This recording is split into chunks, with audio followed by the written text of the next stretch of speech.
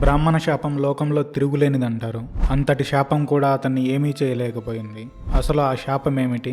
ఎందువల్ల అంతటి శాపం కూడా ఏమీ చేయలేకపోయింది? అంబరీషుడు నాభాగుని కుమారుడు. నాభాగుడు అనే చక్రవర్తి సామాన్యుడు కాదు. ఆయన చాలా గొప్ప రాజు. అంబరీషుడు బ్రహ్మచారిగా ఉన్నప్పటి నుంచి సహజంగా కొన్ని గుణాలు అలవడ్డాయి. ఆయన పాటించిన గుణములు మనమందరం మన జీవిత కాలంలో పాటించవలసినవి. తపస్సు చేయడం ఎంత గొప్పదో, తపస్సు చేసిన వాడికి పక్కన క్రోధం ఉండడం అంత భయంకరమైన విషయం. చాలా గొప్ప అధికారం ఉండి చటుక్కున కోపం వచ్చే స్వభావం ఉన్నవాడు ఈ ప్రపంచంలో అందరికన్నా ప్రమాదకరమైన వ్యక్తి. ఒక మహర్షి శాపముని ఇస్తే దానిని తప్పించుకున్నవాడు మనకి కనపడడు. కానీ అంబరీషుడు మాత్రం అటువంటి మహర్షి శాపము నుండి తప్పించుకున్నాడు. అది ఈ చరిత్రకు ఉన్న గొప్పతనం. అంబరీషుని మనస్సు ఎప్పుడూ శ్రీ మహావిష్ణువు పాదములను పట్టుకుని ఉండేది. అనగా ఆయన పరిఢవిల్లిన భక్తి చేత ఉన్నాడు. ఏది మాట్లాడినా హరిగుణములను వర్ణన చేస్తూ ఉన్నాడు. ఆయన చెవులు ఎప్పుడూ మాధవుని కథాశ్రవణము వినడానికి ఉత్సాహంను పొందుతూ ఉండేది. అంబరీషుడు భగవంతుని ముందు వంగి నమస్కరించేదానికే శిరస్సు ఉందంటాడు. భగవంతుడిని నమ్ముకున్న భాగవతులు కనబడితే వారి పాదముల వాసన ముక్కుకు పట్టేటట్లు వారి పాదముల మీద పడేవాడు. వారి పాదముల నుంచి వెలువడే పద్మముల సువాసనను ఆయన ఆస్వాదించేవాడు. అంబరీషుడు రసేంద్రియమును గెలవగలిగాడు. ఏది పడితే అది రుచి చూపించాలని ప్రయత్నం చేసేవాడు కాదు. ఎప్పుడూ ఈశ్వరుని యందు నిమగ్నమై ఉండేవాడు. అయినా ఆయన రాజ్యపాలనను విస్మరించలేదు. అంబరీషునికి అంతఃపురముల మీద కోరిక లేదు. ఏనుగుల మీద, గుర్రముల మీద, ధనం మీద, ఉద్యానవనాల మీద, కొడుకుల మీద, బంధుమిత్రుల మీద, రాజ్యం మీద, భార్య మీద, అంతఃపురం మీద కోరిక లేదు. కానీ వీటన్నిటితో ఉన్నాడు. దీనినే కర్తవ్యనిష్ట అంటారు. ఆయా విషయాల యందు వెర్రిగా వ్రేలాడడం లేదు. అలా పరమ పవిత్రమైన జీవనమును గడుపుతున్న స్థితిలో అంబరీషుడు సరస్వతీ నదీ తీరంలో అశ్వమేధ యాగం చేశాడు. దానికి వశిష్ఠాది మహర్షులు వచ్చారు. ఆ మహర్షులందరినీ సేవించాడు. తాంబూలాలను ఇచ్చాడు. 1 సంవత్సరం పాటు ద్వాదశీ వ్రతం చేయాలనుకున్నాడు. ఏకాదశి వ్రతమునకు ద్వాదశీ వ్రతమునకు తేడా ఏమీ లేదు. దశమి నాటి సాయంత్రం నుండి ఉపవాసం ప్రారంభం చేస్తారు. ఉపవాసం అంటే అశనము అని శాస్త్రంలో ఒక మాట ఉంది. అశనము అంటే వ్యక్తికి క్రిందటి జన్మల్లో ఉన్న దరిద్రమును అనుభవించడానికి ఈ జన్మలో ఐశ్వర్యము ఉన్నా, ఆకలి వేస్తున్నా తినకుండా తనని తాను ఒకరోజు ఈశ్వరుడికి దగ్గరగా బుద్ధి నిలబడడానికి ఎంత సాత్వికమైన పదార్థం తిని శరీరం నిలబెట్టుకోవాలో ఈశ్వరార్చితమైన సాత్వికమైన అంత ప్రసాదమును తిని నిలబెట్టుకుంటే దానిని ఉపవాసము అంటారు. అంబరీషుడు ఏకాదశి వ్రతమును చేస్తున్నాడు. ఏకాదశి నాడు ఉపవాసం చేయాలి. ద్వాదశి నాడు పారణ చేయాలి. ఎంత తొందరగా వీలైతే అంత తొందరగా పదార్థాలను తినేయడాన్ని పారణ అంటారు. పారణ చేసేటప్పుడు సూర్యోదయం అవగానే భోజనం చేసేసినా ఏమీ తప్పులేదు. నిత్యానుష్ఠానం చేసేసుకుని ద్వాదశి నాడు భోజనం చేసేయవచ్చు. అంబరీషుడు సంవత్సరం పాటు సంతోషంగా ఏకాదశి వ్రతమును పూర్తి చేసేశాడు. ఏకాదశి తిథి అయిపోయింది. తెల్లవారి సూర్యోదయం అయింది. సంవత్సర కాలం పాటు చేసిన ఏకాదశి వ్రతం పరిపూర్ణమైంది. యజ్ఞమును పూర్ణాహుతి చేయకుండా అసంపూర్తిగా మీరు ఆపివేసినట్లయితే ఆ యజ్ఞం పూర్తి అయినట్లు లెక్కకు రాదు. యజ్ఞ భ్రంశం అయిపోతుంది. ఇక్కడ ఏకాదశి వ్రతం పూర్తి అవుతుంది. ఎలా పూర్తి కావాలి? వీళ్ళు ద్వాదశి తిథి ఉండగా భోజనం చేయాలి. తాము భోజనం చేసే ముందు ఏడాది పాటు వ్రతం చేశారు కాబట్టి మొట్టమొదట కాళిందీ నది ఒడ్డుకు వెళ్ళి నదీ స్నానం చేశారు. అనంతరం మధువనంలోకి వెళ్ళి చక్కగా శ్రీకృష్ణ పరమాత్మకు అభిషేకం చేశారు. అక్కడికి బ్రాహ్మణులు వచ్చారు. వారికి దానములను ఇచ్చారు. వారికి కడుపు నిండా భోజనం పెట్టారు. వాళ్ళందరూ కడుపు నిండా తినిన తర్వాత ఇతడు ద్వాదశి పారణం చేయాలి. తను కూడా భోజనం చేయాలి. అందరి భోజనములు పూర్తయిన తర్వాత తాను భోజనం చేద్దామని సిద్ధపడుతుండగా అక్కడికి దుర్వాస మహాముని వచ్చారు. దుర్వాసుడు సర్వకాలముల యందు, వేదముల యందు, వేదాంతముల యందు బుద్ధిని నిక్షేపించినవాడు. గొప్ప తపస్సును పాటించినవాడు. సూర్యుడు ఎలా ఉంటాడో అటువంటి తేజస్సును పొందినటువంటి వాడు. వచ్చిన దుర్వాస మహర్షిని అంబరీషుడు ఈశ్వరునిగా భావించాడు. పొంగిపోయి, అయ్యా, ఊరకరారు మహాత్ములు, ఇవాళ నేను చాలా అదృష్టవంతుడిని. నీవు శివాంశ సంభూతుడివి. నీవు నా ఇంటికి అతిథిగా వచ్చావు. ఏమి నా భాగ్యం. ఇంతమందికి పారణ సమయంలో భోజనం పెట్టాను. ఇవాళ ద్వాదశి పారణ. మీరు కూడా మహాత్ములు గనుక ముందు వచ్చి భోజనం చేయాలి. మీరు భోజనం చేశాక నేను భోజనం చేస్తాను. మీరు నేను తొందరగా భోజనం చేయాలి. ద్వాదశి కాబట్టి మన ఇద్దరికీ ఇదే ధర్మం. కాబట్టి మీరు తొందరగా స్నానం చేసి వస్తే మీరు భోజనం చేశాక భుక్త శేషమును నేను తింటాను అన్నాడు. దుర్వాస మహర్షి అలాగే వస్తాను అని తొందరగా స్నానం చేసి వద్దామని వెళ్ళాడు. ఆయన యమునా నదీ జలములలో స్నానమునకు దిగాడు. ఇక్కడ మాయ కమ్మింది. దుర్వాస మహర్షి మహాభక్తుడు. ఈశ్వర ధ్యానమునందు సమయమును మర్చిపోయి జలములలో ఉండిపోతాడు. ద్వాదశి తిథి వెళ్ళిపోతుంది. మహర్షి ధ్యానమునందు ఉండిపోయాడు కాబట్టి ఆయనకు దోషం లేదు. ఇప్పుడు అంబరీషునికి ఇబ్బంది వచ్చింది. అతను పారణ చేయాలి, లేకపోతే ద్వాదశి తిథి వెళ్ళిపోతుంది. వెళ్ళిపోయే లోపల పారణ చేయకపోతే వ్రతభంగం అయిపోతుంది. వ్రతభంగం అయిపోతే మరలా ప్రాయశ్చిత్తం చేసుకోవాలి. విద్వాంసులను పిలిచాడు. సభలో ఉన్న మహాపండితులను పిలిచాడు. విద్వాంసులు ఎంత గొప్పగా చెప్పారో చూడండి. ఆయన చూస్తే మహర్షి ధ్యానంలో ఉన్నాడు, పిలవకూడదు. నీవు చూస్తే గృహస్థు, వ్రతం చేసి ఉన్నావు, భంగం జరగకూడదు. పోనీ పారణ చేసేయడమే కదా అని నీవు ముందు తింటే వచ్చిన అతిథికి నీవు మహా అవమానము చేసినట్లు అవుతుంది. కాబట్టి తినకూడదు. తినకుండా ఉంటే తిథి దాటిపోతుంది. కాబట్టి నీకు మధ్య మార్గం ఒకటి చెబుతాము, నీళ్లు పుచ్చుకో అన్నారు. అయితే నేను కొద్ది నీళ్లు పుచ్చుకుంటాను, ఆయన తినగా మిగిలిన భోజనాన్ని నేను తింటాను. నీటికి ఎప్పుడూ పవిత్రత ఉంటుంది, అందుకని నీళ్లు ఒక్కటే తీసుకుంటాను అని ఆయన నీళ్లను తీసుకున్నాడు. ఇలా ఇక్కడ నీళ్లు పుచ్చుకోగానే దుర్వాస మహర్షి ధ్యానంలోంచి బయటకు వచ్చారు. ధ్యానంలోంచి బయటికి రాగానే ఆయనకు తన ఆకలి గుర్తుకు వచ్చి గబగబా అంబరీషుని వద్దకు వచ్చాడు. అంబరీషుడు ఎదురు వచ్చి, అయ్యా, ద్వాదశి తిథి వెళ్ళిపోబోతుంది, మీ గురించే చూస్తున్నాను. ముందు మీరు భోజనమునకు కూర్చోండి, తర్వాత నేను చేస్తాను అన్నాడు.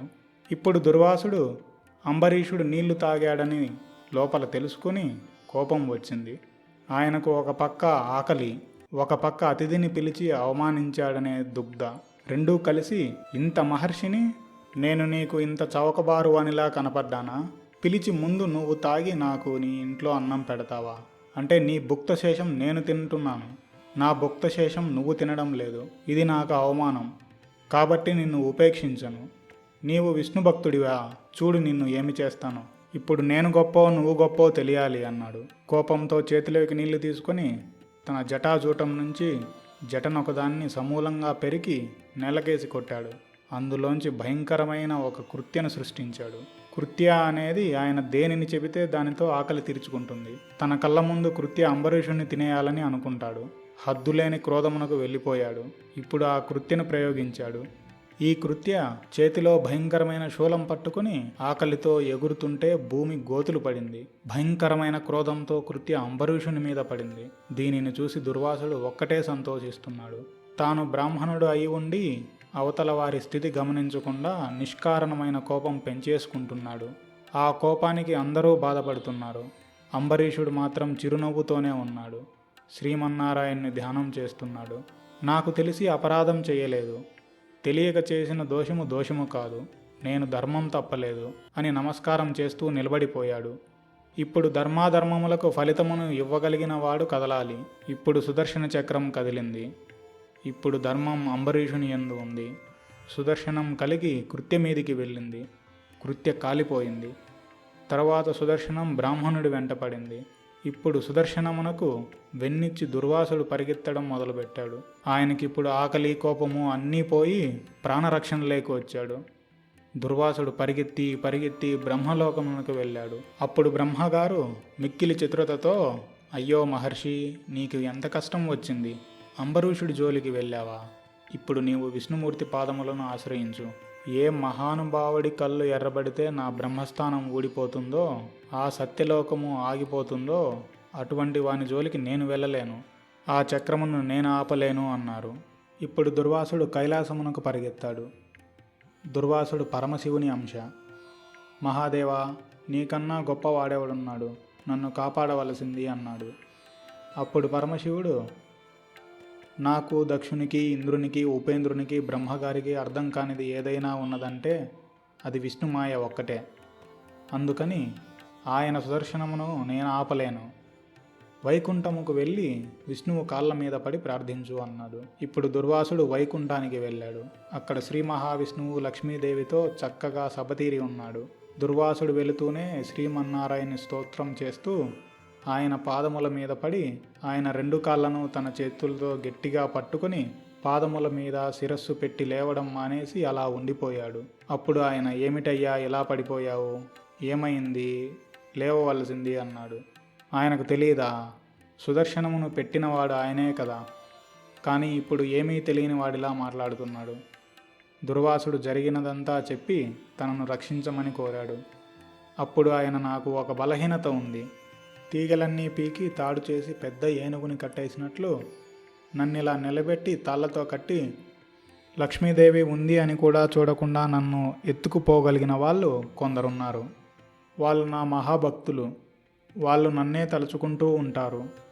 అలా పట్టుకుని వెళ్ళిపోయిన వారిలో అంబరీషుడు ఒకడు. నేనే కావాలి అని తాపత్రయపడేవాడి వెంట రక్షించుకోవడానికి నేను ఎలా ఉంటానో తెలుసా? కోడెదూడ తెలియక ఏ ఏట్లో మూతి పడుతుందోనని దాని వెనక ఆవు పరిగెత్తినట్లు నేను వానిని రక్షించుకుంటూ ఆ భక్తుని వెంట పరిగెడుతుంటాను. కాబట్టి నీ వెనుక వస్తున్న నా సుదర్శన చక్రం అంబరీషుడిని రక్షిస్తోంది. వాడు బ్రాహ్మణుడా, తపస్సు చేశాడా, రాజా, కేవలం వ్రతం చేశాడా, ఇవన్నీ నేను చూడను. పరమ భక్తితో ఉన్నవాడికి నేను వశుడై ఉంటాను. అన్నిటితో ఉండి అన్నింటినీ విడిచి నన్ను పట్టుకుంటాడో అటువంటి వాడిని నేను పట్టుకుంటాను. అది నాకు ఒక లక్షణము అన్నాడు. నీవు అంబరీషుని పట్ల చేసిన తప్పుకి నేను క్షమించలేను. అంబరీషుడు సాధువు కాబట్టి ఈ శరణాగతి ఏదో అంబరీషుడి దగ్గరకు వెళ్ళి ఆయన కాళ్ళు పట్టుకో అన్నాడు. ఇప్పుడు పరుగున అంబరీషుని వద్దకు వెళ్ళాడు. దుర్వాస మహర్షి భోజనం చేయలేదని తాను అప్పటికీ భోజనం చేయకుండా కూర్చున్నాడు అంబరీషుడు. అది ఆయన ధర్మం అంటే. అంబరీషుని పాదములు పట్టుకుని, మహానుభావా, ఈ సుదర్శన చక్ర దారాల నుండి నువ్వే నన్ను రక్షించాలి అన్నాడు. అంతటి మహాత్ముడు తన వలన క్రోధమును పొంది అన్ని కష్టములు పడి తన కాళ్ళు పట్టుకున్నందుకు అంబరీషుడు సిగ్గుపడి వెంటనే లేచి సుదర్శన చక్రమును ప్రార్థన చేశాడు. సుదర్శన చక్రమునకు నమస్కరించి, కోరిన వాళ్ళకి నా దగ్గర ఉన్నది లేకుండా ఇచ్చిన వాడనైతే, నేను ఎప్పుడూ ధర్మము తప్పకుండా ప్రవర్తించిన వాడనైతే, నేను చేసిన పూజలకు శ్రీ మహావిష్ణువు సంతోషమును పొందిన వాడైతే, నీవు ఈరోజు మహర్షిని సంహరించాలని ఉన్నదానివి ప్రశాంతతను పొంది శాంతిని పొంది నీ యథాస్థానమునకు మరలిపోదువుగాక అన్నాడు. దుర్వాసుని రక్షించడానికి తాను చేసిన తపస్సునంతటినీ ఒట్టు పెట్టాడు. వెంటనే ప్రశాంతతను పొంది సుదర్శన చక్రం వైకుంఠం వైపు వెళ్ళిపోయింది. దుర్వాసుడు, ఆహా, గృహస్థుగా ఉంటూ నీవు పొందిన దానిని నేను ఇన్ని ఏండ్లు తపస్సు చేసినా పొందలేకపోయాను.